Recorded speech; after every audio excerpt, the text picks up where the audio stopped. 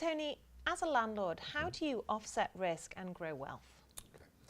You offset risk or making good business decisions generally, not being over-geared.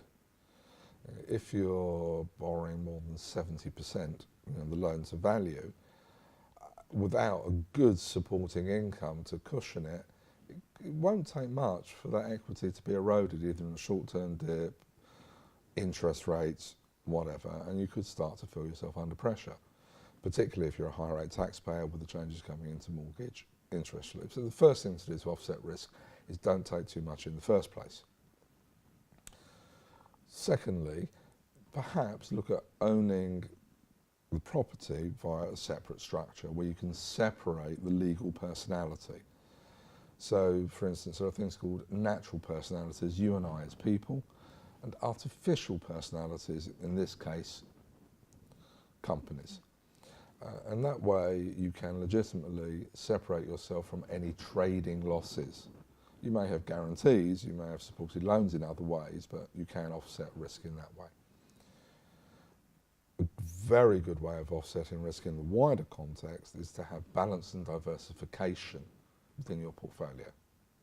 You may well have minimised your tax or maximised your wealth through property, but now you've got additional liquidity in your pocket or on your balance sheet. Say, why don't you use some of that, A, to reinvest in that which you know and you know which works, but in other vehicles, more general saving, ISAs, other businesses, peer-to-peer lending, products which carry their own particular tax breaks, which probably directly or indirectly are invested in equity, and property is eventually part of equity anyway.